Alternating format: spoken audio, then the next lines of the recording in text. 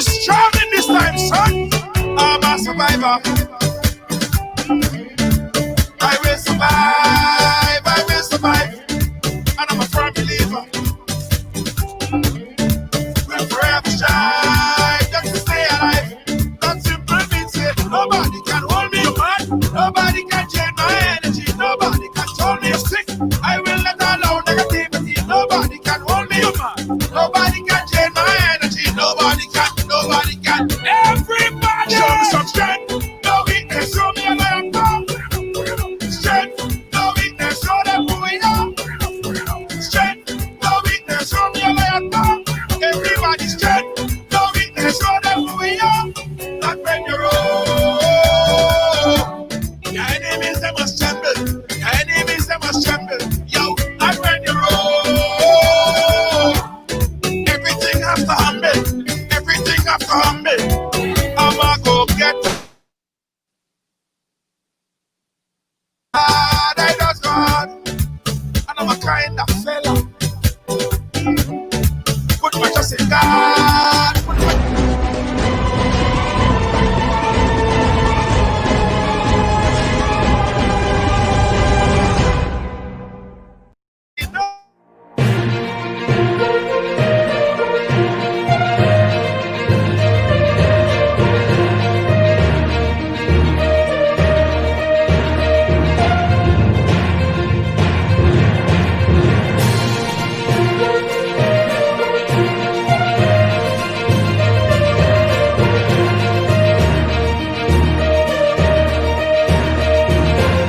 This is Ridealong Live, where everyone has a story to tell.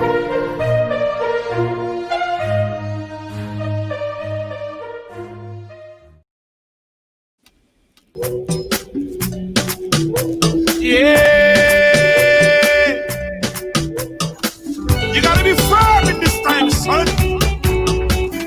You gotta be strong in this time, son. Hey, Ride Along, welcome to the ride, welcome to the ride, welcome to Monday on the ride. How you guys doing? How is everything? How is your Monday? How is your Monday? Everybody come in and share the thing, share the program, share the thing, start a watch party. Let me do it over on my side as well. You know, it's a beautiful Monday, right? So, hold on, before I say anything, there are some people that would absolutely be mad at me if I did not tag them. So I have to do that, right? I have to tag them. Deanne Fraser, how you doing? Big up yourself. Big up yourself, Deanne Fraser. How you doing? I think I saw... Hey, Rena! How you doing, my dear? Yeah. Rena, big up yourself. Thank you so much. All the way in England. Thank you for joining us. Lydia James. Oh, how I love my Lydia James. Lydia, thanks for earlier. You know, Lydia gave me some very, very good advice. I appreciate that. Lydia James. And Lydia, you could listen. Whenever you see situations like this, feel free. I'm very, very open to learning new things. All right, so I appreciate that, Lydia James. Hosting Jay, big up yourself. Thank you so much. Thank you so much,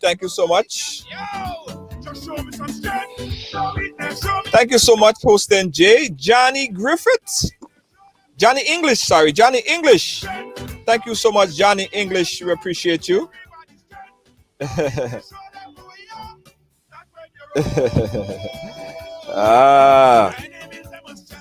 How are you doing, Hazel Blackett?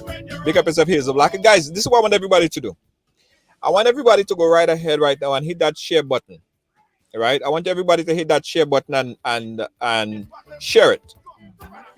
Put it on your page. Put it on a friend page. Put it in a group. If you guys involved in a group that we don't have or we're not associated with, you still could bring in those people on those groups. So I want you guys to tag a group, tag a friend, because today we're going to be talking about a very, very important topic. A topic that we really haven't touched on and Ride Along enough. And I think today is going to really open the eye of a lot of people, make people see things a little bit differently. Because, you know, for the whole month of October, right, we've been celebrating well, not celebrating, we've been building awareness for domestic violence and breast cancer. Those two things. We've been doing it simultaneously. You know, you could chew gum and walk at the same time. So we've been doing that for the past month, for within the month. Um, Shanti, how you doing? Big up yourself, my good friend. Tag a friend, guys. Yeah, so we've been doing that for the whole entire month. And we've brought on a number of ladies who spoke about their experiences in domestic violence.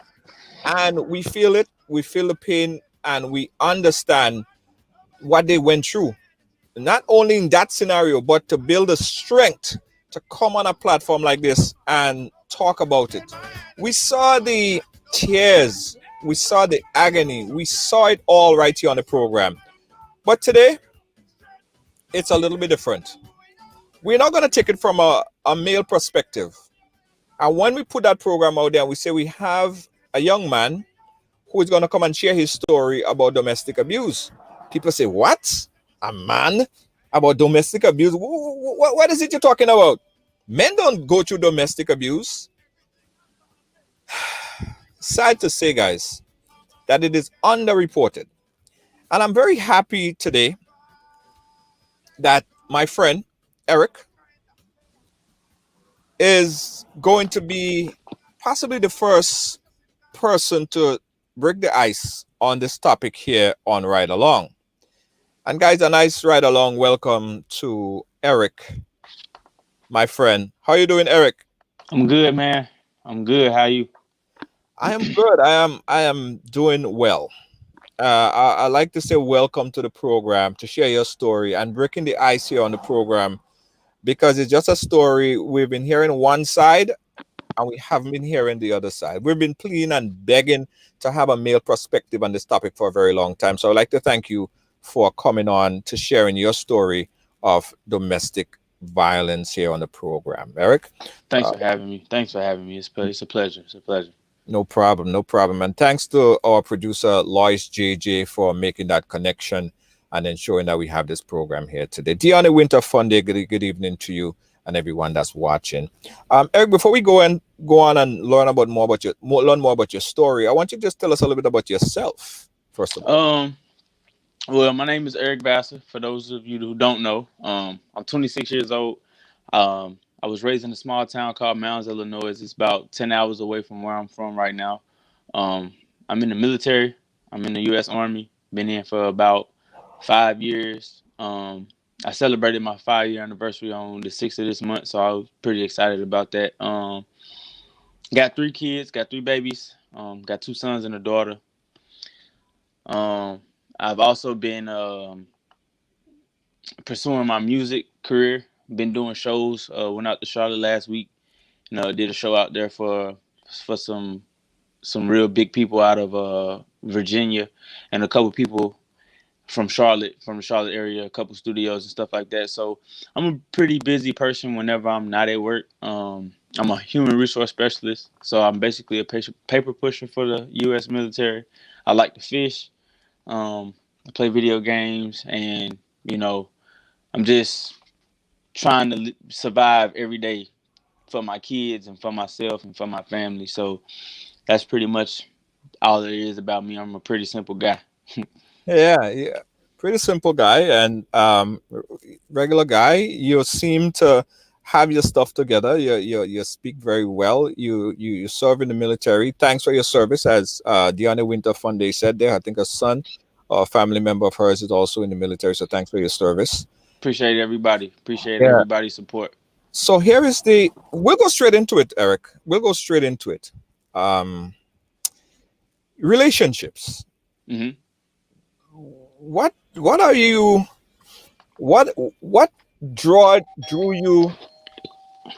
Go ahead. I'm listening. Somebody Yeah. at the door. What drew you to this particular relationship that we're going to be speaking on right now? As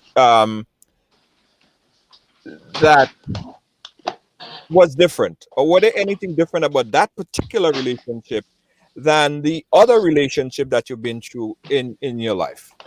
So you're asking about my current relationship now? No. The one that we're gonna speak about, because we're talking about domestic abuse. Uh-huh. I know it is such a dramatic experience, a dramatic story. So, I, what made you get in? What was different about this person that you dated than the others that you dated before? Not the current one. I'm talking about this Oh, particular so person. I mean, I was fresh out of high school. You know what I mean? I had just graduated high school. So I had been um I wouldn't say courting, but I had really just started dating really. And she was my second serious relationship.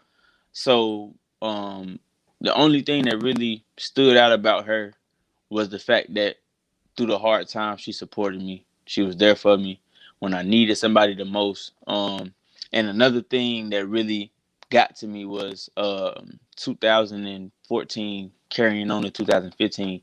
I lost over the course of the year. In the beginning of 2015, I lost four close family members. I lost my grandma, my uncle, my other uncle, and my grandpa. So she was there through it all, and she was actually understanding of the whole entire situation, and she never ever left my side. Like it was one of those. If anybody was deserving of this spot, it was her. Mm-hmm. So throughout this whole entire process, she ended up getting pregnant. So that was another reason where it was just like, okay, I knew it wouldn't just happen to happen, but I mean, it happened. So working dead end jobs made me come to a point where I needed to change something, and I was never going to be able to support me, her, and a new baby off of what I was making. So that's what made me join the army, and we didn't get married right away. We just still were courting each other. We called each other, going with each other. I went off the basic in October, graduated in December, came home for Christmas. Um, for a short period, came back to South Carolina to go to AIT, and then from there, I went to Korea. But I went home for a couple weeks, and once I got out of AIT, that's when me and her got married. And my grandma used to always tell me that when you get married, that first year is always gonna be the worst year of the worst year of your marriage. And if you can make it through the first year, everything else will fall into place. So made it through the first year. We had arguments here and there, but it wasn't never anything serious to the point where I would think that I would end up like I was the following year. So 2016, fast forward, went to Korea, came back, handled business for handled my mission and came back. Um, 2017 March, this when we moved up to South Carolina, and that's where we started our venture on our own. You know, that was a first for everything for me. It was my first time being on my own. Well, it's not my first time being on my own, but first time being on my own as a family. Right. It was her first time being away from her family. That's the first time she ever left her parents, and she's 10, 11 hours away. I was used to it by that time because, I've already been to South Carolina 2, 3 times. So I was used to being away from my family. It hurt, but, I had to grow and I had to go on because I know I had a family to take care of. So, um, just like any other family, we have our problems here and there, but it was never nothing too serious to where I would think that November would change my life forever. So, like I told Junior earlier, Yeah. in the military we have what they call staff duty, and staff duty is where you work 24 hours a day, the whole day. You're going the whole day, so you're not at home. You leave at 9 o'clock. You report at 9 o'clock. You stay there till 9 o'clock the next day. So, whenever I have staff duty, we always plan the day before I leave what we're gonna do the day after I get off. So we Mhm. already had plans to take my son out, do this, do that, and come back home and just have some time to ourselves once he went to sleep. And he was 2 at the time, so it really wasn't a lot for him to fall asleep. So we took him out, let him run at the park, run all his energy out, fed him, brought him home, showered. He was on the bed. So me and her ended up having a couple drinks and enjoying each other's company downstairs in the house. We really are still freshly moved in, so we haven't really even been there that long. November we got to South Carolina in April, so that's a couple months. And um So okay, so we're talking about you guys moving in, but I just want to kind of get a idea of her character. Was she a? Did you find any traits in her while getting to know her that she might be an aggressive person, someone that is not rational? Did you get that at any point in time? No, not at first. I mean, when it came to defending me, she was aggressive. When it came to, taking care of what she knew was hers, she was aggressive.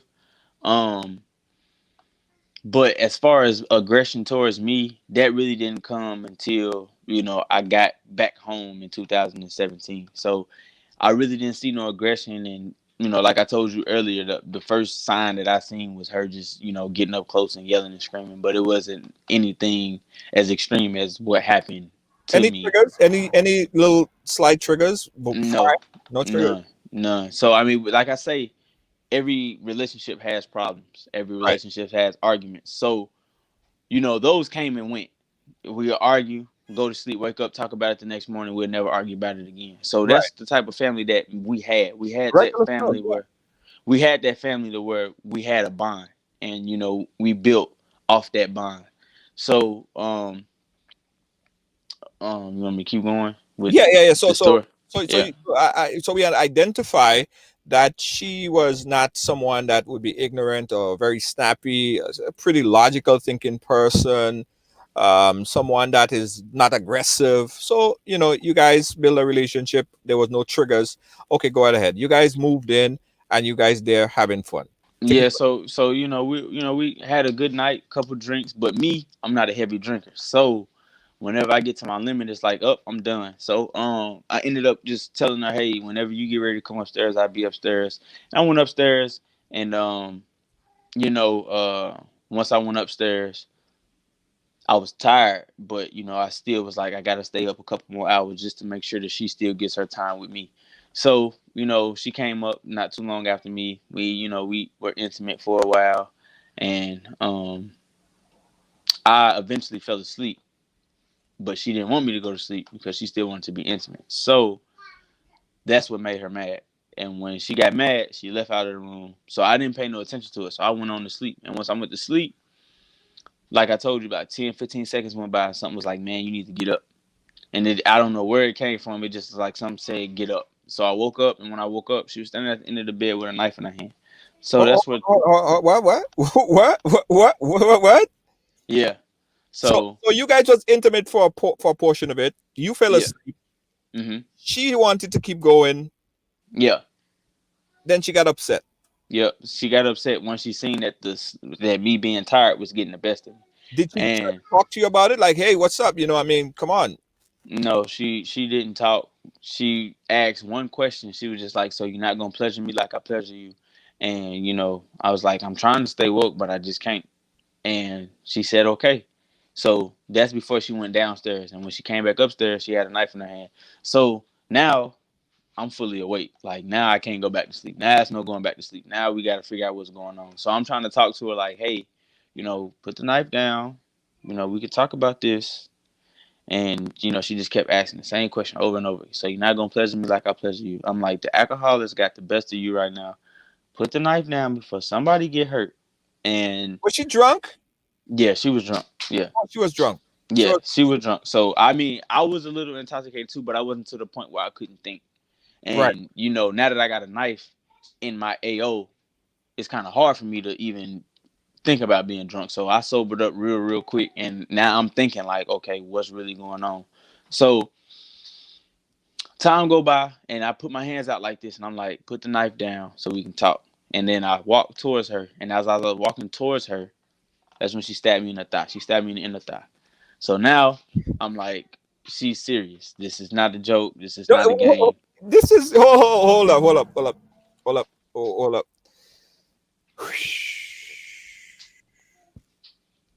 Ooh, what? Okay, right.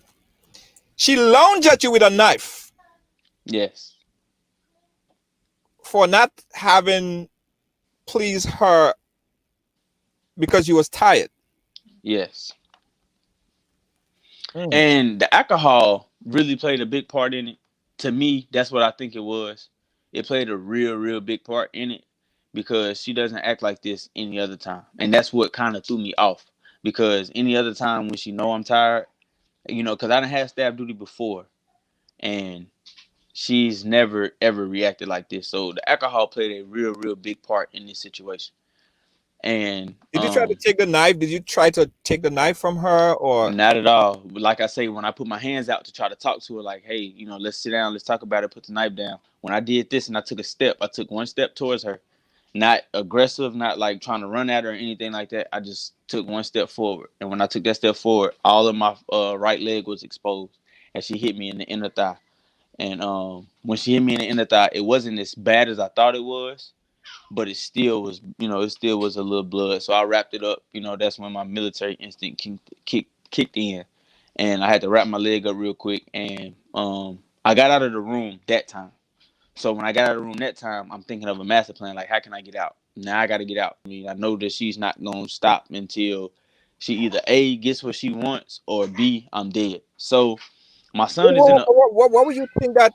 Why would you think that she would want to kill you? You said earlier that she's not someone that you thought would be rational. She never exhibited that type of things before. Why do you think that she would want to kill you now? because now this knife is in my leg and now I'm bleeding. So I don't know what she's gonna do now. So now my mind is just like, I'm confused at this point. Like, what am I gonna do now? Like, is she gonna calm down? Are we gonna be able to talk? It was just a whole bunch of triggering factors that was in my mind now, because now I'm like, I don't know what she want. I don't know if she gonna put the knife down. I don't know what she gonna do. I just don't know. So I just didn't know what to expect. You know what I mean? Like, that's just one of the things that bothered me, because I know I can't go back in here and try to go to sleep. I know that I can't try to talk to her because now she's at a point where ain't no talking. Even though I did say that didn't have any triggers, she was one of the types that once she got upset, she didn't want to talk. So Ah, it wasn't a trigger to me, because I mean, most females are like that. Like, I just don't want to be bothered right now. Talk to me later, or I'll come to you when I'm ready to talk. And that's usually how she is. could you But could you, could you talk like okay? There are situations that you could talk to someone and let them get rational. Like, you could say something, and they would snap into some kind of rational behavior. Was it any way that you could have say or talk or articulate anything that would get her head back normal? Like, you going crazy, you have a knife, you stab me, hey, we love each other, you my wife, we have kids, your child is in the other room. I think I said something along those lines, like, man, we got a whole kid next door. Like, we need to calm down and talk about this. I think I did say something, but it's been so long. All I remember is the facts. You know what I mean? I can't really remember everything that led up, after the first time I was stabbed. So, like, it was just one of those. I don't care what happens at this point. I don't care what happened at this point. I just need to get out. And that's what my mind was, making a game plan to get out of the house. So, like I say, my son was in the other room asleep, thinking about him, like, I need to get him out of here too. So Could you have overpowered her? Because you probably stronger than her. Could you have I could have tried, but that wasn't on my mind. Like, at first, when she had the knife, yes, I'm like, well, maybe I can try to get it out of her hand, but I'm like, I'm not gonna try it because I don't know. I just never been the type to advance myself that way towards, because I ain't never been in that situation to where it's a weapon within arm's reach and I'm the one that's the victim in this situation. So I really didn't know what to do. Like, I just was confused. Like, I can't believe it. First of all, I can't believe this is happening to me, because yeah, I'm paying all the bills. I go to work, I come home, I take care of you, I take care of my son. So why is there any even, what is it that's really pushing you to this point to where now you got a knife at me, to somebody that you said that you're gonna love forever, and now it's like we can't even talk because you're not listening to nothing I'm saying. You just in your it's just like she blacked out. And like I say, the alcohol had to play a big part in that, because she ain't never acted like this before. So, that's just one of the things where now I'm learning more about this person, because she got a whole side that I didn't know nothing about. yeah. And it's a shocker, because it's like, oh, I didn't even know she was like that. You know what I mean? So When you You brought up know, the topic and say, babe, our child is in there. Like during that process, I'm sure you're thinking, well, if she stab you, then you die, she go to jail. What happened to the child? that's that. And like we talked about earlier, when you said you had a whole lot of things going on, I had a whole lot of things going on, and that's probably why I didn't react to overpower her. Because, like I told you, if I lay hands, she lay hands, but I go to the hospital, she's gonna be, I ended up going to the hospital, so she was the one whose story they heard first. Once they heard her story, they was gonna take her story and they was gonna try to pin every charge on me possible. So People, you already know the double standard. You already know the double standard. I'm already knowing how this is gonna play out. I'm already knowing. Like, I'm already in the back of my mind. I'm already thinking. Well, first of all, if the police get called, they automatically gonna assume it's me. Second of all, they automatically gonna assume that I was the aggressor. So everything is gonna be pointed towards me.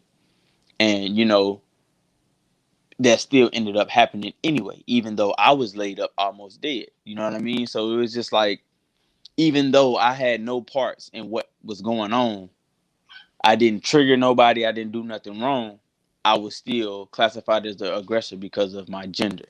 Yes. And that's another thing that I'm trying to stand up against too. I'm trying to advocate about that. It doesn't matter the race, it doesn't matter the gender. It happens to anybody. It's Yeah. just that one bad situation where somebody doesn't think rationally. They just black out. And in that situation, I think she just blacked out and she was not thinking until she stabbed me the second time. Oh, That's when, there was a second time. All right. yes. All right. Yeah. Hold So I didn't only get stabbed once, I got stabbed Yeah, twice. you got stabbed So twice. me getting Hold on. stabbed in the I want to talk about the second time because uh I think someone who stabbed somebody one time, somebody is not a stranger, not somebody that broke into your house. It's someone that you say that you love. You stab them one time, that and you see blood.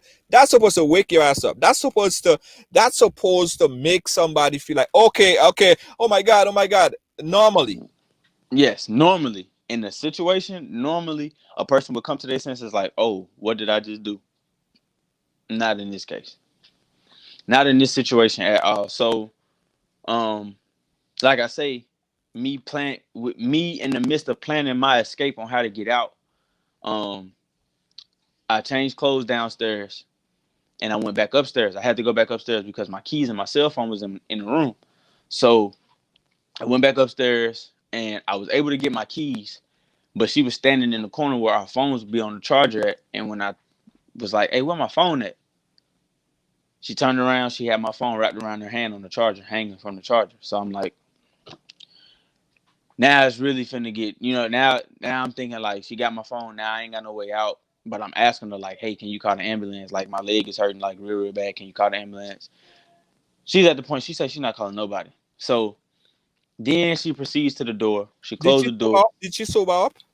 No, At that time, she still wasn't really she sobered up. still wasn't. She still was out of her element. So when I walked back in the room, we talked for a minute, and then I tried to leave again. She closed the door and she locked it. So now I'm hopping on one leg. I really only have one good leg. So I'm like, are you really trying to go through with this? You know what I'm saying? Like, is this really what you want to do? So we were talking, and then she asked the question, "What's the code to your phone?"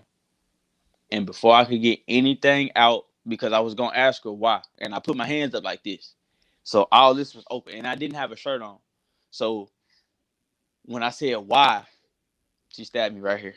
Oh no. Yeah. So once that happened, I didn't bleed off the impact. I wasn't bleeding off the impact, so I thought that she may have paused herself before but she hit me hard. Like, I'm talking like hard, and like 5 or 7 seconds go by, and then I look down again, and it's just blood running down, like it's just everywhere. So I'm like, now I'm finna die. Like, now it's, I'm just like, what I'm saying, like, I'm just covered in it, and I'm like, what did you do? Like, I'm still confused. Like, I'm not screaming, I'm not crying. Like, and that's the crazy thing about it. Like, my adrenaline was pumping so bad that I didn't feel no pain.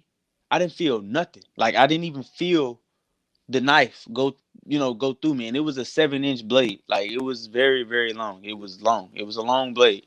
And half of that blade went inside me, cut the back of my stomach open, and I didn't even know it. And she pulled it out too. So it wasn't like one of those boom is in you. She boom and pulled it out.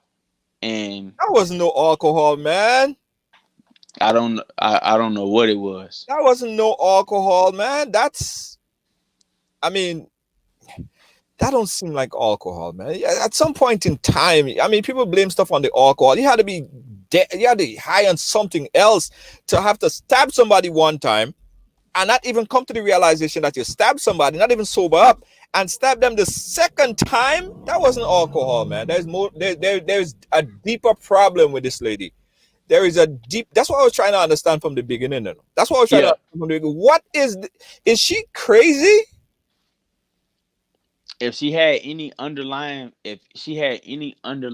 facts that she hid from me, I didn't know nothing about her. And that's me being honest about the whole entire situation. If she had problems within herself that she knew that she needed help with, we could have got her the help. You know what I mean? Like I'm in the service, so they offer services for people. If you don't feel like you're there all the way, we can talk. We can go talk to people. We even did counseling for a while just to do it. You know what I mean? Like we did counseling just because I felt that it was good for me because I had just got back from overseas. I just got back from a tour. So it's a lot that, they even had a program. What was it called? I can't remember what it was called. But we enrolled in that program because it was a class about readjusting yourself to readjusting yourself back to your family coming off an overseas assignment. So, we went to the classes, we did that, and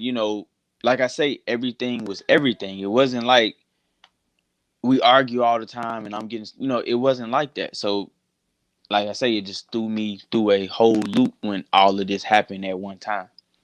So, um, once I got out of the house, then she sobered up. She sobered up after that. So, once that happened, then she came to her senses, and it was like, oh my God, what did I just do? And I'm like, can you please call the ambulance? Can you please call the ambulance? She didn't call the ambulance. She called her mom. And I'm Why she like, call her mom? I have no idea. By that time, I'm already out of the house. And then she took my phone downstairs and she broke it. She broke it into pieces. So I couldn't call nobody, couldn't get no help.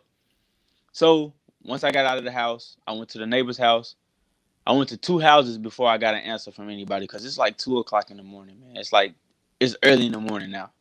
So one of the neighbors that work at the hospital, she answered the door. She let me in. She wrapped me up and waited for the ambulance to get there. Once the medics got there,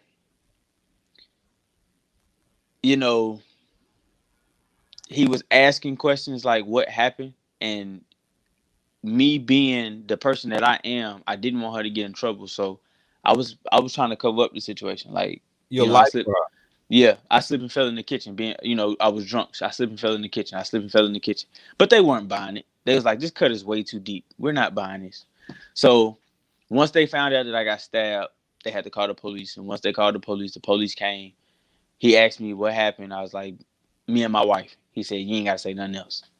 So they went off. They put me on the back of the ambulance. And from there, I was in the hospital for about a month. And What? I was I was put in a medically induced coma because they had to do surgery on me. Like I say, when she stabbed me, she cut the back of my stomach open and she tore a couple other veins on the inside, so they had to cut me open. And I lost a lot of blood as well. So I lost a whole lot of blood. I had to do some blood transfusions. I think they said I had to have like 4 or 5 because I lost so much blood. They had to cut me open. They had to take everything out that they could, around that area, and the doctor had to repair it basically. So once I got done, like I say, I was there on the 17th. When I woke up, it was a Monday. So I had slept for 3 days straight. So I was asleep for 3 whole days. Like I was in and out, in and out, in and out. And then my parents finally got there. And when my parents got there and I heard my dad's voice, that triggered everything. Like everything woke up in me like my dad's here. So he tried to talk to me to ask me what they wanted me to do while, I was in the hospital. And I'm just like, I really don't know because I don't know what my son is, and I can barely talk. I got a breathing tube down my throat. I got a feeding tube down my throat. I got so much stuff hooked up to me, it's ridiculous. So they were trying to make out what I was saying, and I just ended up having to write it down. So, um, moving forward to me trying to get my son back, they came to the hospital. They were like, "You can't get him back because you're the aggressor of the situation." So we are part of the show right now. I want to spend some time on. Hmm. You never touched the woman. No. She came to you, lounge at you, stab you 2 times. But Yeah. just the simple mere fact that you were male, you were deemed the aggressor. Yes, and she was able to tell her story before I was. So the police are going to do what the police do. We only got one side of the story. So this is the side that we're going to have to go off of. And it was a week before I could even say anything. So they had been to court. They had did everything. They had already sent her. They had already gave her charges and everything like that. And here I am. I can't say nothing. I can't talk. I can't walk. I can't do anything. So I know they told me that I was gonna have to wait at least a week to try to start walking and moving around. But like after 4 days, I was like, I gotta get up. Like I was like, I cannot let this happen to where I'm deemed as somebody who's a monster because I'm here. That's not me. So once I finally was able to talk to the investigator, and the investigator knew that it was more to the story than what was told because she was like the way that the house looked, it looked like a murder scene on the inside of the What house. what did what did she tell them? What was her story? She told them that it was an act of self defense. I was drunk, and she said that I was drunk, and we got into it, and she feared for her life. I put her in a position to make her fear for her life. So if they hear that, all a female really has to say is she feared for her life, and whatever she want is basically golden. It's gonna get given to her. So I fought it. I really, really fought it. The investigator, she came to me from Fort Jackson. She was like, I know it's more to this story. All we need to do is hear your side. So when I finally broke everything down, she was like, yeah, we can get her for attempted murder. So I was like, I mean, the judge gonna do what the judge want to do, but I still thought I'm still thinking rationally about the situation. We got a son together. Yeah, I can get you locked up for 20 plus years. That's easy. But taking you away from a child you never hurt before, even though this situation was serious, she's never did anything to our child. So I had came to the realization that me and you will never work out again. We'll never be together. But for our child, you still need to be there. And if I take you away for 20 plus years, he'll be a grown man when you get out of jail. He won't even remember who you are. So um we ended up going to court. She got sentenced, and they knocked it down a whole lot. They knocked it down to aggravated assault with a deadly weapon to do serious bodily injury. So she got that, and she ended up serving like a year and some change. So she's out now, and she's living a whole better life.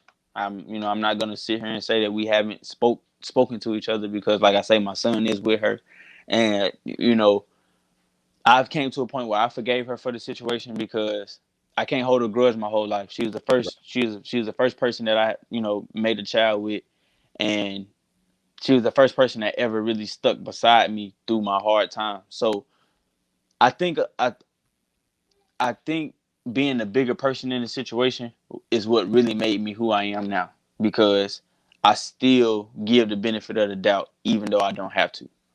You know what I mean? Whenever I finally filed for a divorce, they basically asked me what I wanted. And when I told them what I wanted, I got what I wanted. I wanted full custody. You know, she gonna have to call me. She gonna have to have supervised visits and everything like that. And when we had the final hearing for, you know, the custody battle, the judge said to me, and she looked me dead in my face, and I'm not lying about this at all. She looked me dead in my face and said, "She's a crazy woman. I'm not gonna sign off giving her any type of visitations in this courtroom. Mm-hmm. So take what I say, take it serious, and good luck to you." And you know that was it. But once she got out of jail, she changed her whole life. You know, she works. She had, you know, got a car, and she got on her feet. You know, and she was just, you know, we had talked, and she was telling me like, you know, I want to spend time with our son. You know, so me being me, Uh-huh. I had to tell her like it's gonna come with it's gonna come with a whole lot of stipulations. I don't want them around nobody random. I don't want them in and out of everybody's house. If you gonna spend time with him, you need to spend time with him because you missed a crucial part of his life when he turned 3. He's almost 4 now. So, you know, we talked about that, and you know, we built a better relationship since then. Yeah, but And well, hold up. Weren't you afraid that she would snap at the child as she did snap at you? How do you know that she's better in her head to allow her to have custody of that child? that's the thing. She doesn't have custody. It But just not one of custody. She just yeah. wants. See, it's just one of those things where he goes to my grandma's house for a certain amount of days, and he goes there on the weekend. So he's in school. So he goes to my grandma's during the week. Saturday, Sunday, he's with them. So, you know, that's the plan that we've made up. So she only gets him on the weekend, but he's been spending a little bit more time over there now because of due to this COVID thing, the schools have really just been virtual. So, you know, that's one thing that we're working on. We're just trying to figure out what's the best plan for him because um he's he's to a point now where he misses me. So Right, he's been acting, you know, he's been acting out in school and stuff like that to a point where we're trying to figure out is he okay? You know what I mean? right, Because when we first separated, DSS came to me and they told me that he had separation anxiety, bad, like super bad. So um whenever I would take him to daycare and drop him off, he would lose his mind. Like, "Daddy, I don't want to stay here." He'd cry, kick, and scream. So we have that relationship to where he knows who Daddy is, and he knows that Daddy is really the only person that can protect me from anything. right. I understand. So But what I'm trying to figure out, and someone asked the question there, when he goes to her, it's not supervised, it's yes, unsupervised yeah, visitation. it is. She's with her mom. He goes to his grandma picks him up. They spend time with him together, do what they do on Saturday and Sunday, and then they bring him home Sunday. So it's always supervised. She doesn't just have him to have him. No, grandma picks him up. She stays with her mom, so everybody's always there. The kids are always there, and once their visitation is over with, they bring them back. You know, and if they have any problems, they call me. If I have any problems, I'll call them.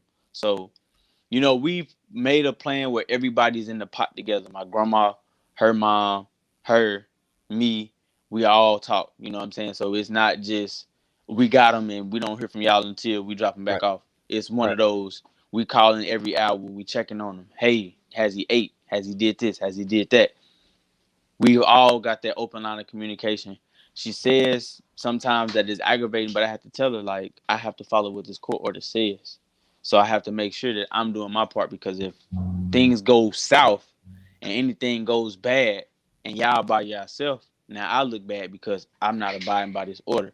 right, So it's supervised. It's just her mom, and her mom works for the state as well. Her mom works with juvenile kids as well. So she is in a position to where she knows what right is, and she supports what we have.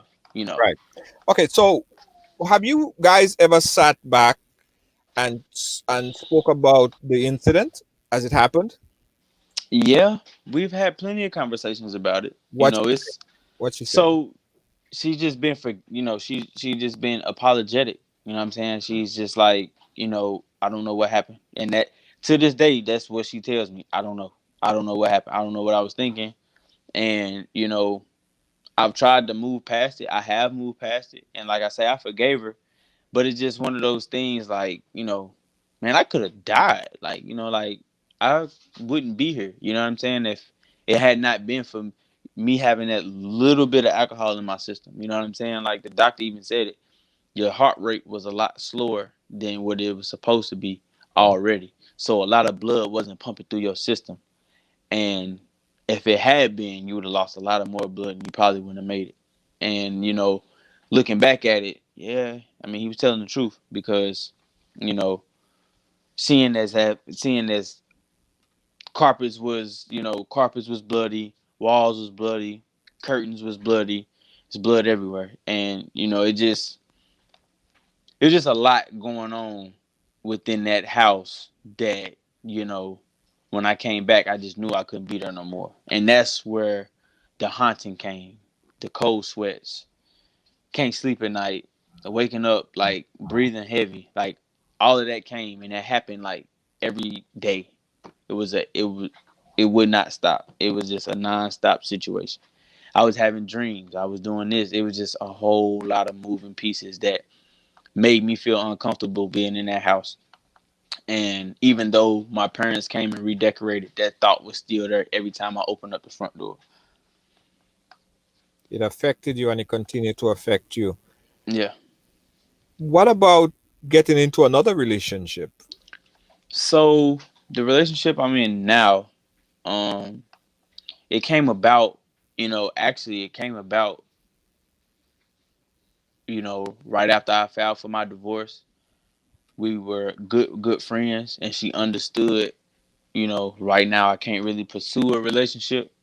So she was just a good friend. I could always call her. She could call me. We talked back and forth But how could you hours. build that trust? How could you build that trust again? Because when you It look at, took a lot. It took a lot for me yeah, to, and that's why I said that, it started off super duper slow. Like, it was like 4 months before I even said, okay, I can come meet you. You know what I mean? So it was one of those things like, we got to meet somewhere public. We can't just, but the way we talk to each other and the way that we communicated, the vibe was a whole lot different than what I was exposed to before.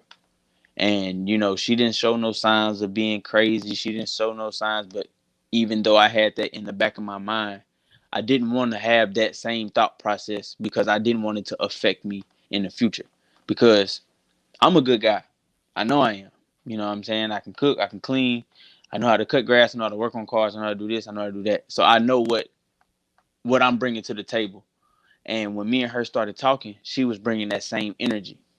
She was bringing that same exact energy. She had her own business. She, had her own house. She had her own car. So it was a lot that we could talk about and politic about that I really couldn't politic with my prior relationship about. So once I finally made the decision that I was going to get a divorce, she put me in the right direction of the people to talk to, got me lined up. We got the divorce squared away, and I had to wait a year because South Carolina, you got to wait a year to get a divorce and stuff like that. So I was on reserve the whole entire time. Like I just, was building myself back up. And that's why me and her were really just good friends because I told her like I'm in a point in my life where I need to cope with myself and try to build up myself to be back to who I was because but it affected you psychologically.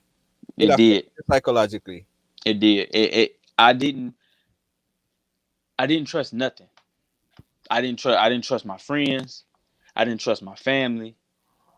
I didn't trust nobody. I After I got out of the hospital, my focus was me and my son. I don't care about nobody else. And my dad even told me, he was like, son, you can't have that mindset. And my dad was really another motivation to me to help me build myself back up because he was like, son, this just means she wasn't for you. Even though it happened the way it did, you got to try to build yourself back up to be who you is because you still got a mission to take care of. You still got a son to take care of.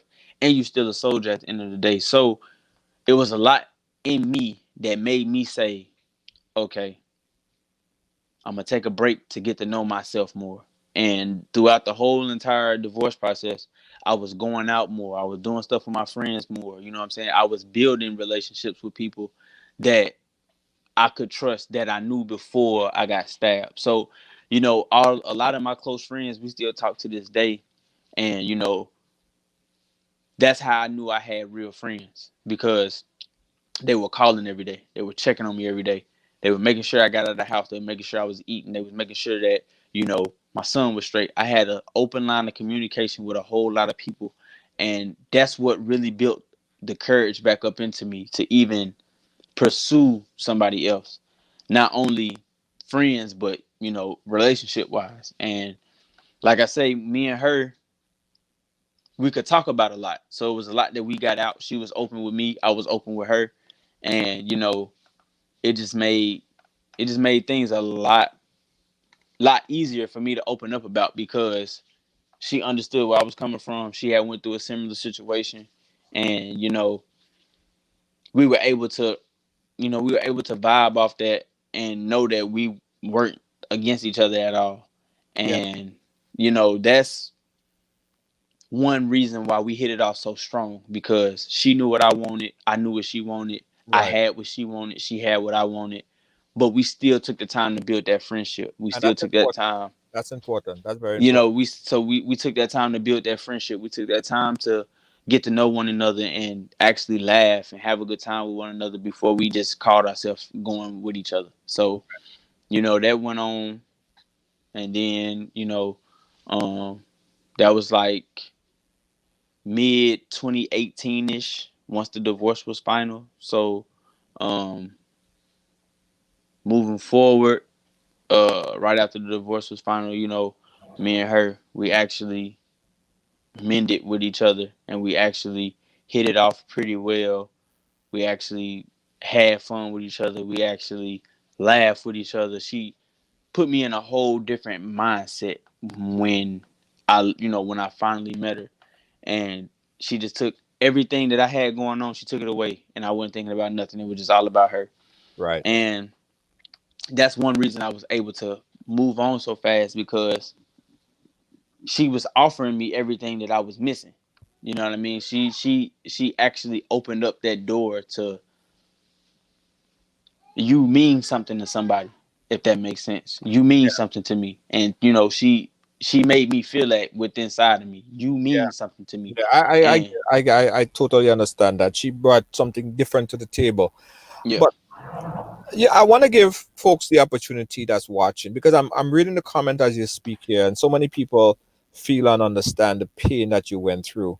I want to give them an opportunity to talk to you live if they want to do so. The number that you guys could call is 718-701-5720. The number is on the screen, right there. Just say, just call if you could relate. If you could relate to Eric's story, I want you guys to call in live right now at this number, 718-701-5720. Because far too often we don't hear those stories. And every time we hear something happen or there is a domestic violence call, it's always assuming that the men are the aggressors. The men get locked up, right? As they say in the United States here, is woman, dog, cat, puppy, fly, all these different insects in the world. And at the bottom of the chain is man. We are the bottom. And that's how we feel, honestly. So in most situations, when something happened, we are arrested, our whole life change, the life of the children change, because now you have a child that is growing up with one parent. You don't have the benefit of having both parents, because of a stupid situation that you didn't take time to think. You split up an entire family, you damage a child's life because you didn't take a time to think. Oftentimes we hear the story and we always think that is the man that's aggressing. Here we have a totally different perspective and people understand it a little bit differently. I want you guys to call if you could relate to the story, 718-701-5720. It's very, very important. Very, very important that some of the female as well. I want you guys to call in and talk to us, That's the number on the screen. Call in right now. Let me see if the line is up. Yeah, the line is open. So if you call, it will come through. Eric, I don't know. You exemplify, I think, what a lot of people think men don't have. They say men don't have the ability to do those things, to take control of a situation. And you show that during the process of what was happening to you, although you was probably physically stronger, you didn't, you thought, you used your brain. Because if you didn't use your brain, it would have been a totally different situation right here. So you think, and oftentimes a lot of men need to think, but a lot of women need to think as well, because now the situation is what it is, and it didn't have to be like that. It really did not have to be like that. The child is now separated from the mother. The child is with the father. They're not together. As I think the benefit of that relationship was important for the child. Mouthful said there, but I could relate to your story. And the reason why I could relate to your story as well, I've been through not a similar occurrence, but I've been through something where, in a situation where I'm very reluctant, I wouldn't put my hands on a female. And a lot of times female understand that. And they they antagonize that because they know you're not gonna put their hands on them. Yeah. And oftentimes you push to the limit and you would try to get out of the scenario and they would push you to the limit. And oftentimes, guys, we are not the aggressors. Sometimes men are. And I'll talk about men who do that. I don't think a man should lift a hand and hit a woman. But sometimes, man, we know we go through the process of being antagonized and being maligned and being pushed to the limit. It takes a strong person to pull back from the situation here. Very, very difficult. Very, very difficult. Um, Greg, Bobby's asked a question earlier. I want to throw at you as well. He Hmm. said, "What about all this military training that you have? How did that all that training didn't kick in at some point in time to defend yourself in any kind of way?" Like I say, you got to think rationally about the situation. If I would have did anything that she would have had a bruise, cut, scratch, black eye, broke rib, anything, I was gonna go to jail first because, like I say, I went to the hospital. So once they would have heard her story, she would have switched the story, and now we got to go back and forth over who actually laid hands first. Right. So me, with the military training, you're right. Somebody just said it saved me. It did. My medic, my combat medic came in, and I was able to wrap myself up. I was able to protect myself. I was able to, mend myself enough to get out of the door. That's all the military training you really need, because if I would have reacted like I wanted to, we would have tore the whole house up, and I would have came back to nothing. So military training really doesn't play a part in this situation because it's not an enemy. True. She's not my enemy.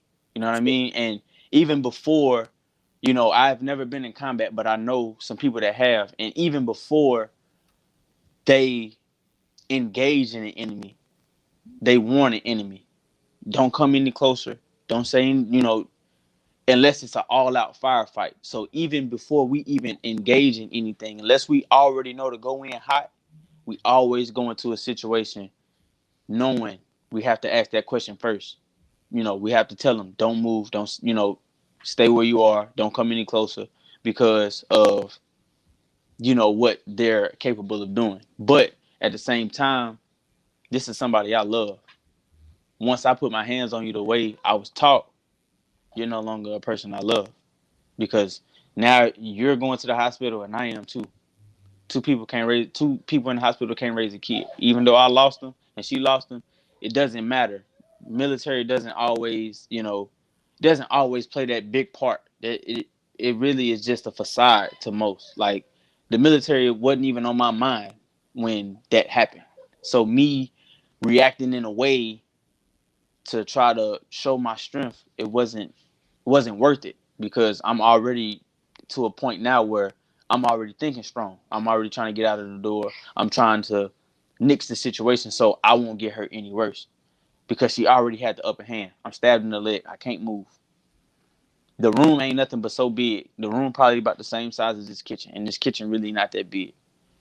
So anybody would say they wouldn't know how they would want to react in that situation. Anybody. Yeah. I don't care who you are. Police officer, firefighter, cook. I don't care who you are. You're not gonna know how to react in a situation like that. You never plan for a situation like that. Mo is You asking never. a question. Mo is asking a question. He say you're curious to know what was the deciding factor of you sharing the story. Say many men decide of color decide not to come out and talk about it. They're afraid because the men being a victim, they're afraid to come out forward with the story. You What was your deciding factor of telling sharing your stories? you answered your own question, Mo. Right there where it say victims are afraid. I'm not afraid. I wasn't afraid. You know what I mean? That that's another facade. That's another thing that they put on. That's another stereotype that they put on us. Oh, if you tell on me, you soft, you weak. No, that's not it. Because my thing is, I'm somebody's son. I'm somebody's uncle. I'm somebody's cousin. I'm somebody's brother. I'm somebody's father. So we already have, what you saying, men of color. We already have two strikes against us: our skin color and our masculinity over everything that we do. So we've already lost that battle. The police, they shooting us every day with no remorse. They don't care about us. So me trying to step up for our culture, it's what I'm gonna do. If don't nobody else want to do it, I mean, not just our culture, for anybody that's going through it. Like I say in all my interviews, don't go through it alone. And if you got friends that you know that's going through it, get them help, because you don't want to look at them on no obituary, and I know you don't want to look at them through no jail cell. So if it's just, it was courage for me. It was actually just courage for me that made me actually step up and say, this is what I'm gonna do. So that, and me not being afraid to actually say what happened, because I knew I wasn't in the wrong. Yeah. And you said it there right, because in that situation right there, there are two options. One, you end up in prison.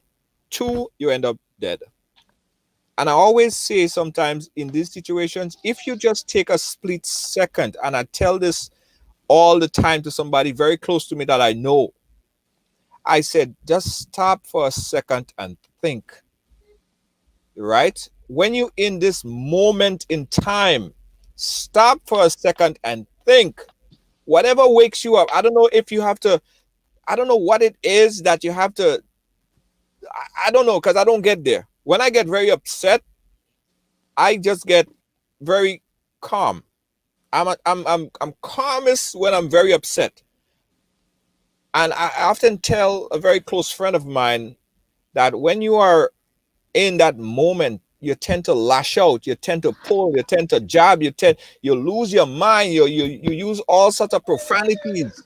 And at the end of the day, after you snap out of it, you realize, oh damn, what did I just say? What did I just do?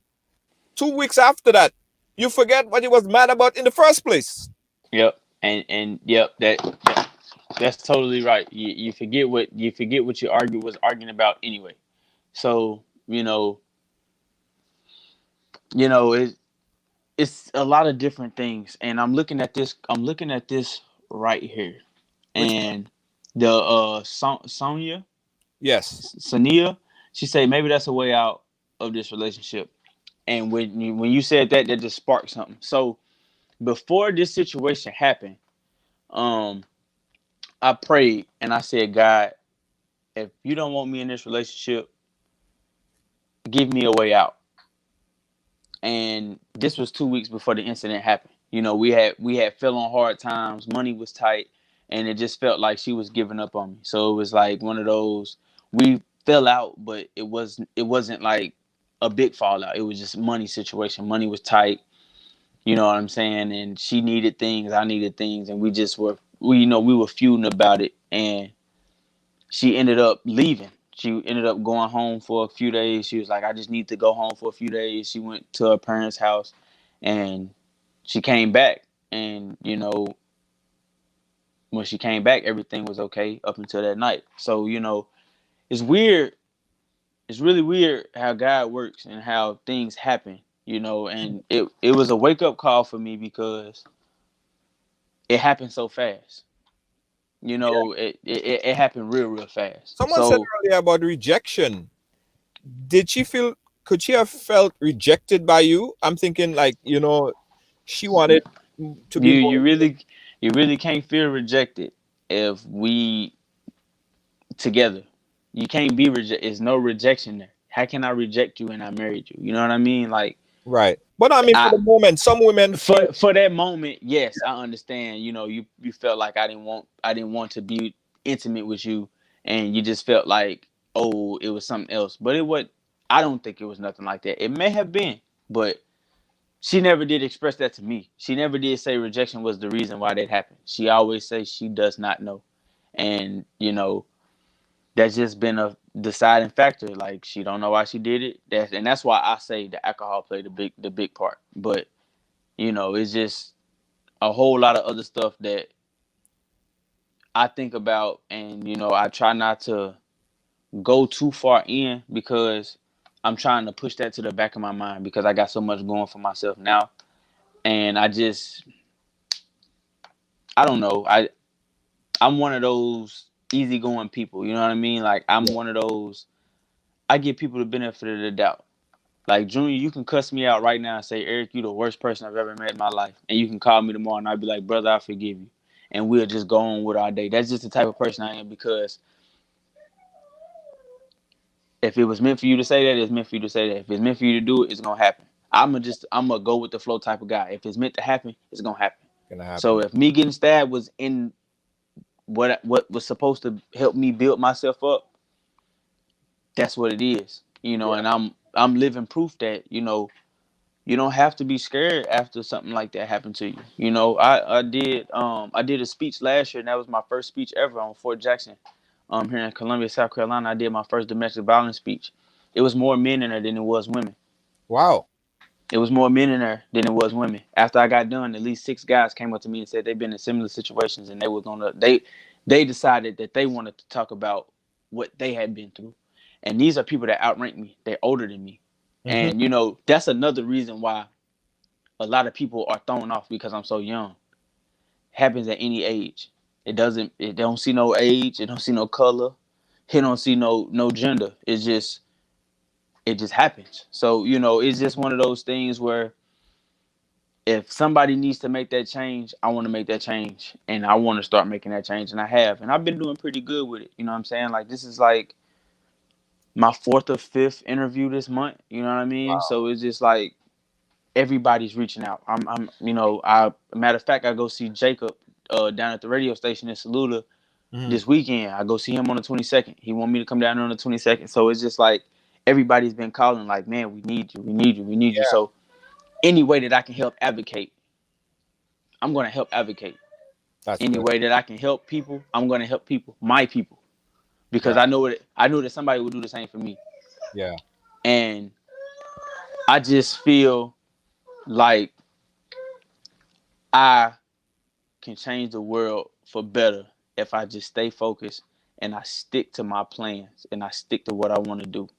And that's my goal. My goal is to reach the young people. My goal is to reach old people Yes. because it's happening everywhere. College students. South Carolina is a big college state. They got USC, they got Benedict, they got Allen. They got a whole bunch of colleges in this area where I know being here so long, the younger folks are gonna be in a relationship. I'm almost 27, so I can say I am a little older than the average 19 or 20-year old that's getting into a relationship with somebody and claim that they love somebody, and one bad night they end up with a black eye. I Yeah. want to be that advocate because, like I told somebody I was that interviewed me a couple weeks ago, older people can really vibe with the older people. You try to go talk if an older person tries to go talk to some young kids nowadays, it probably won't go the way that they wanted to. True. But a young person like me, I come into a place, thousands of people. This is what I'm here to talk to y'all about. They'll cling to me more because they'll know where I'm coming from as a young person. And that's why I'm trying to advocate that for my community, for my people, for anybody that really needs it. Yeah. I didn't did a whole lot of other things than just, these conversations. I went and talked to a sociology class, people that, work with patients and stuff like that. I actually sit and I talked to a class for like an hour and a half on this situation, and they asked me questions. They talked to me, and we just had a real good time with what was going on Yes. and what happened to me. So, it was great, but like I say, I want to be that change for the people. Yeah, and I think that, I mean, you sharing that story with the audience here is a big leap, is a big step. And just as what started a conversation years ago when we had our first transgender person on the program, and that brought in a slew of people who wanted to share their story about how they had to make that change and why they made that change. Mm-hmm. Hopefully, this conversation would start more men coming in and talking about their experience. We got a caller on the line. Let me see if I can take it really quickly. Caller, you live? Turn your background audio Yes, down. Turn down your background audio. Okay. Sure. Junior, this is Ron. Hey, Veron, how you doing? Hey, I'm good. I'm good. Um, I think I'm a bit delayed, but I just wanted to encourage Eric because you and I had some conversations regarding bringing abuse, especially when it came to our black men, to the forefront. Yes. And I just want to encourage him to keep doing what he's doing because there are a lot of men who feel emasculated and don't want to come forward and say what they've experienced for fear of either rejection or just the way society would look at them going forward. So I applaud him for what he's doing and just keep doing it. And if he can reach out to more or even provide some advocacy groups that he might have been in touch with that can help some of these young men who are going through it in silence, it would really help a lot. Absolutely. So I applaud him. Thank you. Absolutely. Okay? Thank you, Veron. Anytime. All right. You're welcome. Yeah. Yeah. That's important. Men who's going through this right now, what advice do you have for them? This is my advice. If you are going through it, if you know somebody that's going through it, and you know that they're doing everything in their power as a man to, this goes for married people, this goes for single people. If you're in a relationship with somebody and you call yourself loving somebody, violence shouldn't mix into that. If you ever feel like you got to get to a point to where violence is in the mix, get away and get away fast, because that's one of the things that we, as that's one thing that we fail to realize. People die over this, but it's not broadcasted. Yes. People go to jail over this, but it's not broadcasted. So my young people, old people, anybody that's listening, if you know somebody that's going through it, be an advocate. The advocacy can start with you. As long as you open up that door to where they can come and they can feel comfortable with talking to you, because some people will come to you and they'll tell you that they have a problem. Some people will laugh it off. Some people will be like, "Oh man, you joking? Get out of here with that," or they Yeah. just won't take it serious at all. And now you got a person that's going home getting their face smacked off every single day because they don't have nobody to talk to. I say this, and every time I get on anybody's, whenever I'm face to face with anybody or talking to anybody, my inbox is open to anybody who knows somebody that's going through it, who wants to talk about somebody that's going through it, or even if it's yourself. Because a lot of men, they go through it with themselves because we still got to live with that stereotype. Oh, you a man. Oh, be strong. You got to do this. You got to do that. No, we still have people that we're family, that are our family. We still have families. So it's like, just as well as your cousin, your auntie, your grandma, your sister, your brother will be mad at you for doing something that you don't want to do. I think we lost. I think we lost the video there. But we'll take the call. Caller, you live? Good afternoon, Junior. Hi. I just wanted, everybody's talking about the young lady as a demon or a devil. I just wanted to remind people that mental health is real in our community. Yes. And is often overlooked. This young lady obviously needs some help, not only for what she's done to Eric, but she's also raising a young black man that, well, she's not doing it by herself, but the child is still in touch with her. Yes. So we don't know what issues, and we don't want him to grow up with whatever anger or whatever. Hurts people. True. And so she has obviously been hurt, and she hasn't dealt with that hurt. So now she is displaying that hurt. And, I sympathize with him.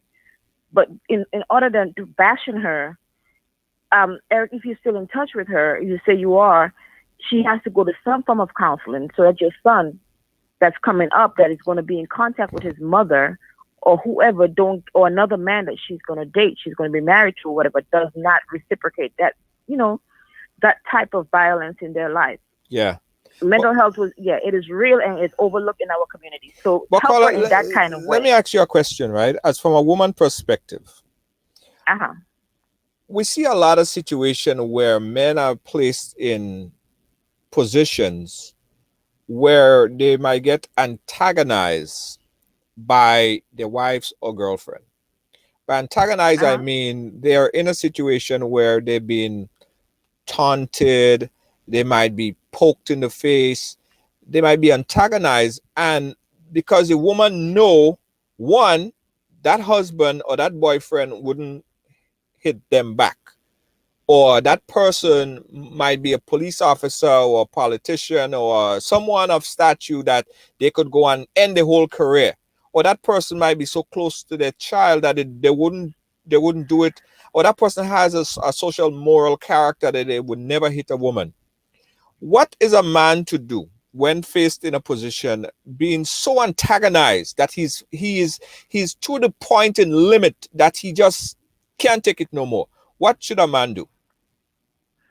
In my opinion, Junior, they would have to share that experience with someone. No. I'm talking about the point. I'm talking about the point in time. That give me that a snapshot in time. This is happening right now. They have to walk away. They have to walk away. What's up? What happened when walking away is still being antagonized and followed and still bothered and pushed and tugged? What is a man to do? Junior, you have to remove yourself from the situation. Much like Eric, I was in the military, and I could tell you the man is not always the antagonizer. From a military's perspective, because of your military background, you're gonna be seen as the aggressor. Because I've had a lot of situations where my ex-husband called the police on me or whatever. Right. But because of my military background, well, you have to leave the house, man, because he doesn't feel safe with you. You understand? Right. So I kind of share in his experience, but whatever, and he can attest to this. The military trains us. Always walk away. Yes. Whether you're right, whether you're wrong, remove yourself from that situation. Take a hike, whatever it is. They have cool down rooms for you. Find a hotel room. Right.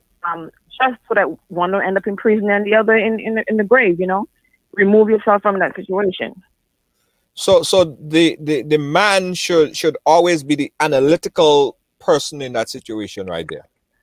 No. Whoever is feel that they're being antagonized and they're in that situation, whoever is in the mindset, in the right mind, whoever is in the right mind, situation and said this doesn't make any sense. So I'm saying the man always have to be in the analytic position. The man always not have necessarily. Okay. So because, and I say that because there was instance where I have to walk away, but I have to leave my house because it was the other way around. And I was being seen as the aggressor, but I had to leave my house. I had to go sleep in a parking lot. Were you the aggressor? I was not, but I was military. So when the police come, it's automatically on me. Okay, so Eric is back with us. Eric, is it often seen if you're in the military, you pose a more heightened threat to a person? Me personally, I've never seen it.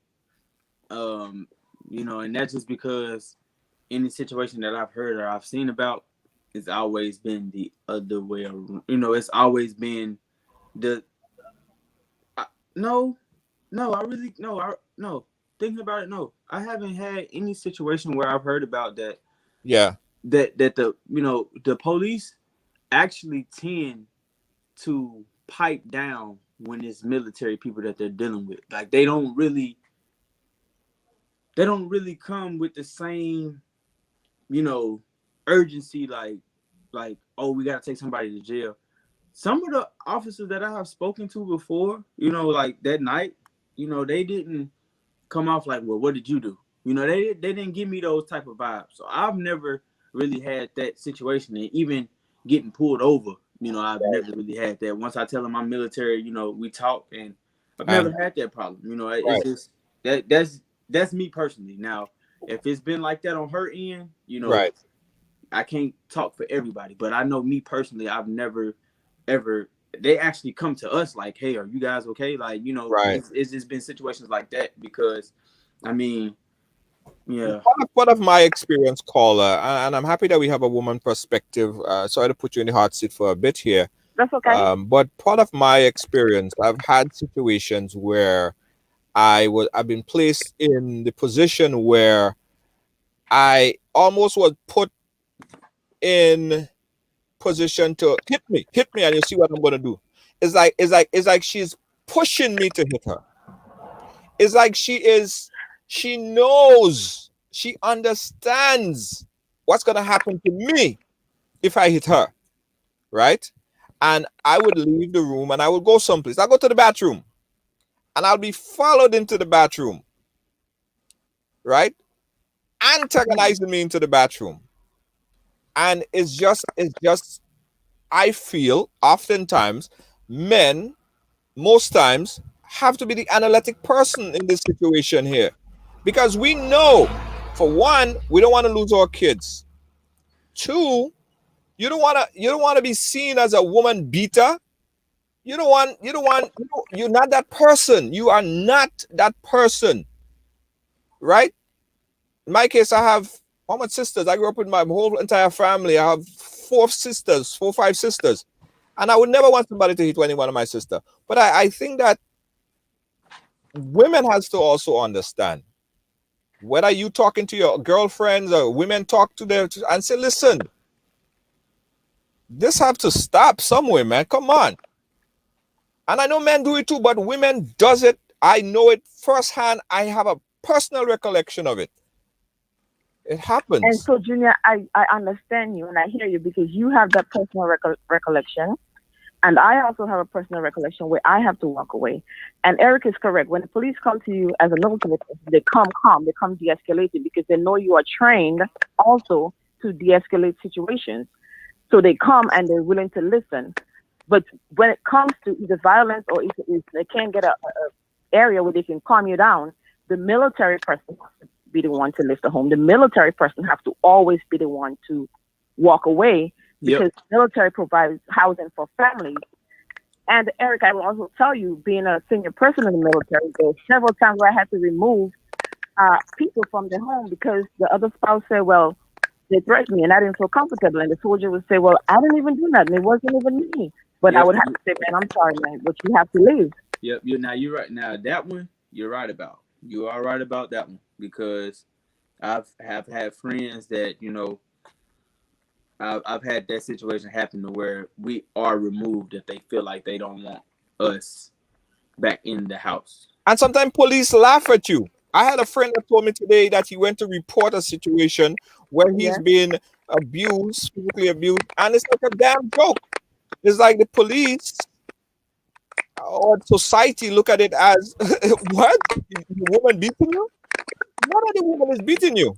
And Is that the man is Junior, reluctant? that's bad. The man is reluctant to fight back, and he's not gonna do it.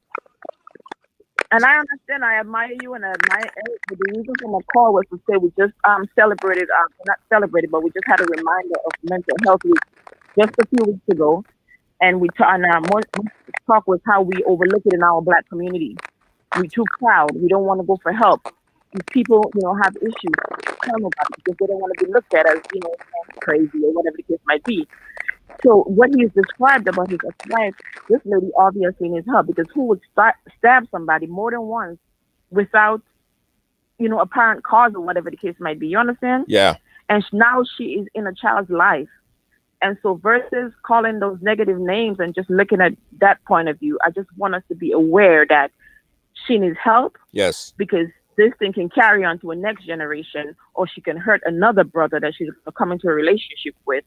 And so I just encourage you. She needs just let her get some real professional help so she can try to identify the things that triggers her, and then it wouldn't get to another brother with blood, streaming down. That was the point. Thank you so much, Paula. Thank you so much. We appreciate and thank you for the opportunity. All right, no problem.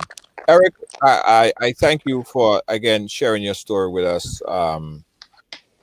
We need to continue a conversation like this, and we thank you for continuing to do that, sir. And hopefully more men would speak out about it. And we're not advocating for men to lay hands on their wife, on their girlfriends. Men shouldn't hit woman shouldn't hit man. That's point blank simple. Don't lay your hands on somebody. If you are going through a situation, or if you are antagonizing your head, take a breather, go for a long walk or something, run in the park or something. You shouldn't put your hands on no one. Anyway, Eric, we're going to close it off right here. Last words, and then we're going to shut it up. We went over time a bit, but it's all good. Close it off, Eric. What you got to say to wrap it up? Before I got cut off, like I say, if it's anybody that is going through it, know somebody that's going through it, or wants to advocate for somebody, or just needs somebody to talk to, my Facebook page is my name. It's ErikVasser. My name again is Eric Vasser, and my computer, my phone just fell on me, but it's okay. Yeah. ErikVasser. That's my name on Facebook. You can find me. You can search me. Add me as a friend. And if anybody wants to talk after this is over with, feel free to reach out, and I'll be there for whoever needs somebody to talk to. Right. And we're going to also share that information over to our viewers, anyone who wants to reach out to Eric. We got a final call before we close it. Okay, I missed that call.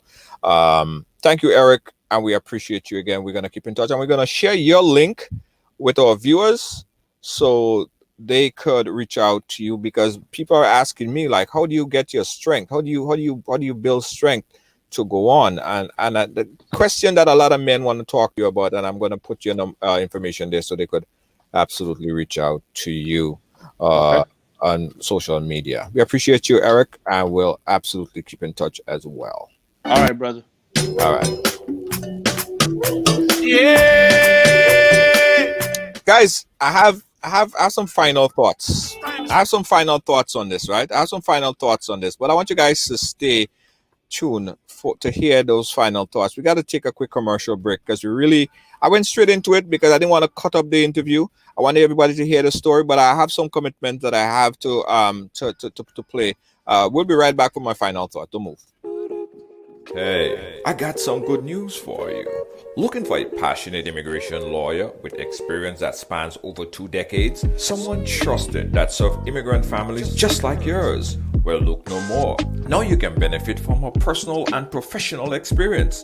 Diane Winter Funding. Schedule a consultation now and get assistance with your immigration journey. Specialize in adjustment of status, B1 business visa, B2 visitors visa, consular processing, deportation defense, naturalization, and more.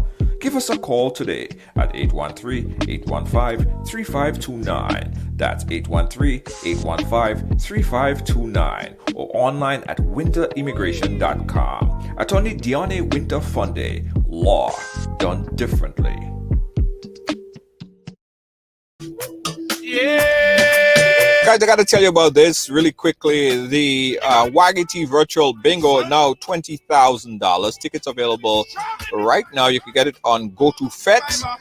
The next Waggy Megaforce promotion, Big Money Bingo, is going to be on Sunday, November 1st. Win up to $20,000. Again, guys, box office in Grenada, but you can play worldwide. It's $20,000, and that's $20,000 to be won. The Waggy T Virtual Bingo. Nobody can change my energy. Nobody can. Everybody. Show me some strength. Also, Also, guys, I got to tell you about this really quickly. It's about our $1,000 shopping spree. The Ride Along $1,000 shopping spree. You still have an opportunity to nominate someone if you want to nominate someone to win a $1,000 shopping spree. Inbox Ride Along will give you more information how you could enter someone to win a $1,000 shopping spree in Grenada. Everything after Hamid. Everything after Hamid. Guys, if you have a business or an event you want to advertise on Ride Along, please feel free, inbox us. We'd love to we'd love to share with you some packages for advertising right here on Ride Along Live. Contact us, inbox or call 718-701-5720. Nobody control me. Sick. I will. Also, the hand sanitizer, 70% alcohol by volume, bottled by the Grenada Distillers Limited, Grenada. Get your hand sanitizer bottled and made in Grenada by the Grenada Distillers Limited. Strength, no weakness. Show me a lion tongue. Everybody strength, no weakness. Show them who we are. That's when you're wrong. Guys, listen. You see this thing about men not, or anyone for that matter, but I'll speak specifically for men because that's the story for today. Men not taken seriously when reporting instances of domestic abuse is a serious thing. There are a lot of men, a lot of friends of mine. After I even put up this story here, you wouldn't imagine how much of them that came up and shared with me that same similar story. That for not being able, not being able, but not wanting to spend a night in jail or someone end up dead, they refrain from doing anything or raising their hand to the woman. Not that they can't, but is that they won't. And sometimes, as I said earlier, the women that they're with understand that very well, and they push that to the limit. So my appeal is to some women, and I know people go say, well, men does it too, but today we're talking about men being abused. My appeal is to some of the women. If you love the person that you're with, stop back here. If you love the person that you're with, the person that you lay with to have a child, the person that you trust to be in bed with,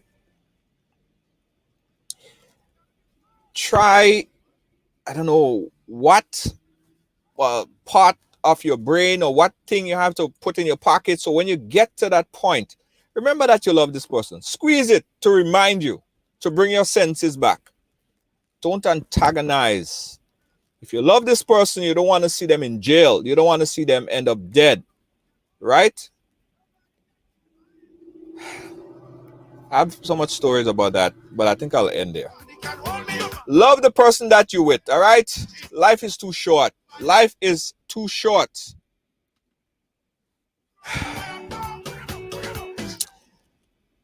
Deanne Fraser, thank you so much for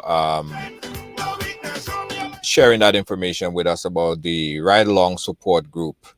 Go over there and join that group. We provide a lot of assistance for both men and women.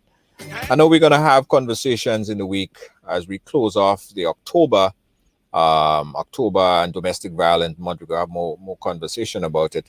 But one of the topics I want to have before the close of this month is a conversation with a woman who has been through abuse and a man who have went through the similar abuse, and see how we could isolate and see if we could pinpoint out some of the things that we could look out for from a male perspective and from a woman perspective. And we could hopefully get a broader understanding as to what are some of the triggers. I think I get one more call. Let me see if I can take it. Caller, are you live? Are you calling for the show? Hello, caller. Are you calling for the show? Junior. Hey. Hello. Hello. Yeah, you're live. You're live on Ride Along. Junior, my thing is that show you just had with Eric there. Yeah. I think that woman probably planned to kill that boy to get the insurance money, man. Well, I don't want to That's my speculate. thing, I don't want to speculate or have any kind of conspiracy theory. He said he gave Yeah. his story, and I don't want to speculate as to insurance or why she did it and all those other things. But point well That taken, is how caller. I feel, man. Because, when she come to see senses, right, she call her mom, right?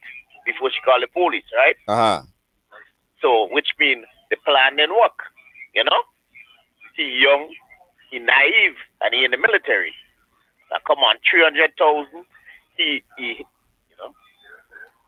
Okay. That's one theory.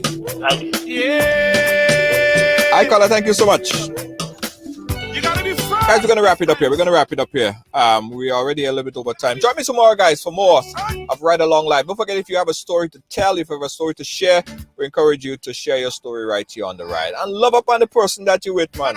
Love up on the person that you with. Life too short. Peace out, guys. Bye-bye. Catch me tomorrow. Nobody can hold me, man. Nobody can change my energy. Nobody can tell me sick. I will let alone negativity. Nobody can hold me, man. Nobody can change my energy. Nobody can. Everybody show me some strength. No weakness, show me a lion come. Strength, no weakness, show them who we are.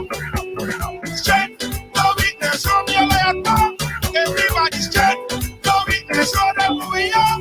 Not when you roll. Your enemies, they must tremble. Your enemies, they must tremble. Yo, not when you roll. Everything has to humble. Everything has to humble. I'm a go-getter. I just go high. If the blessing no amount, block away like a social media account. Watch them, miserable soul. Watch them, all them there, all of them there, all them there. Them there. Always have something to say and something to add. Block the bad energy like a maxi pad. Here Rasta, block all of them. Bad energy we don't like, block all of them. You can see them is low like, block all of them. Since when them is a highlight, block all of them. Block all of them. You're always negative. Give somebody on them like a gear and put them down with a sedative. You don't like what I say, I don't care. Already said what I said it is. If you want, I can flip it again. Block all of them and their relative. Block all of them. Hard energy we don't like. Block all of them. You can see them is low life. Block all of them. Since when them is a highlight. Block all of them. Block all of them. No, I know you want to retribute, but you must stand on resolute. Them don't have nothing to contribute. That's why the living is destitute. How them see you and want prosecute when them own kids is some prostitute playing with people life like a flute. All of them don't get picked like a fruit. Block all of them. Bad energy we don't like. Block all of them. You can see them is low life. Block all of them. Since when them is a highlight. Block all of them. Block all of them. No. This finger say block off. This finger say block my way. Finger say block off. This finger say block my way. This finger say block off. This finger say block my way. This finger say block off. This finger say block my way.